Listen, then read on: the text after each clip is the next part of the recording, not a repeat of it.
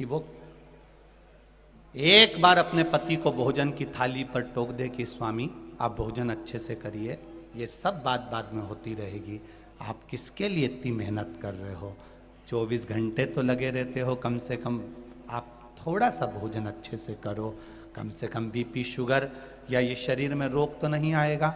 आप अगर अच्छे रहेंगे तो ही तो काम आगे बढ़ेगा, तो ही तो कार्य चलता रहेगा। अब आपका शरीर ही ठीक नहीं है तो आप किसके लिए कमाएंगे, फिर किसके लिए? आप फिर किसके लिए कमा रहे हैं? ये धर्म पत्नी का फर्ज है जो अपने पति को कहे। मंदोदरी अपने पति को समझाती थी, भले पति समझे ना समझे।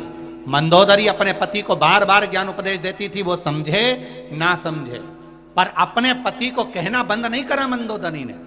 एक पत्नी वो होती है, अगर पति चिल्ला के दौड़ जाए, पति कुछ बोल दे तो पत्नी बोलना बंद कर देती है, फिर बोलती ही नहीं, मैं काय को बोलूं, मुझे क्या करना, अच्छा है जाओ तुम, तो नहीं, तुम धर्म पत्नी हो, तुम्हारा फर्ज है। मंदोदरी के ऊपर लंकाधिपति रावण ने तलवार तक खींच ली थी, मैं तुझे मार दूंगा मंदोदरी, अब मत कहना कि जानकी जी को वापस पहुंचाऊं। तो भी मंदोदरी ने कहना बंद नहीं करा, तुम मेरे प्राण ले लो, मना नहीं, पर मैं तुमको समझाए बिना नहीं रहूंगी, सलाह देती रहूंगी कि तुम सतमार्ग पर चलो, भले दुनिया को बुरा लगता रहे पर अपन अपना मार्ग बताते रहो,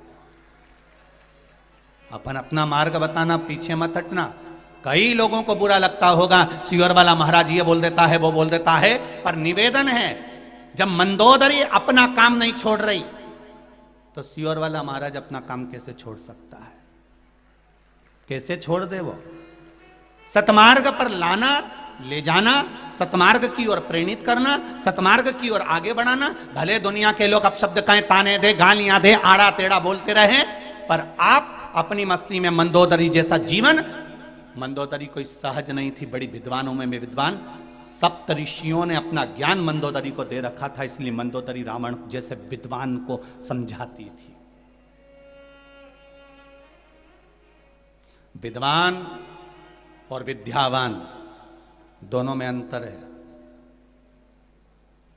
रावण के आगे लिखा रहता था विद्वान, और हनुमान जी के आगे लिखा रहता था विद्यावान गुणी अति चातुर।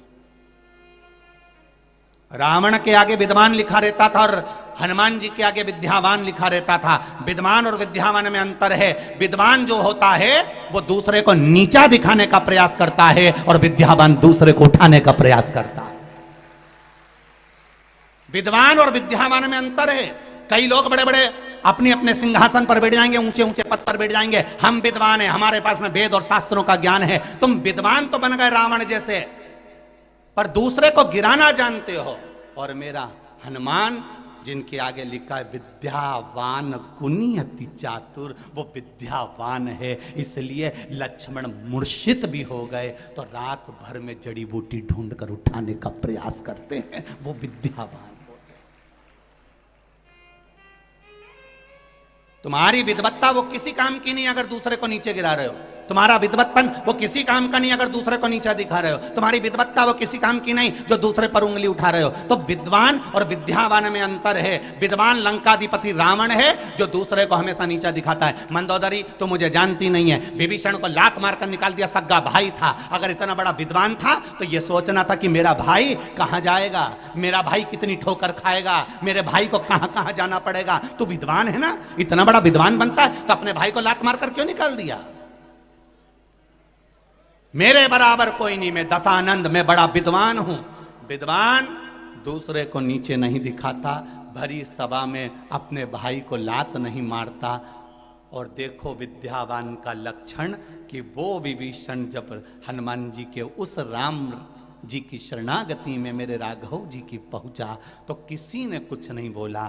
हनुमान जी ने कहा, क्योंकि विद्यावान थे तो उन्होंने कहा नहीं सरकार, इनको रख लीजिए क्योंकि ये विभीषण हैं, इनके दरवाजे पर तुलसी का क्यारा है, इसको आप अपनी सेना में रख लीजिए। ये विद्यावान गुणी अति चातुर।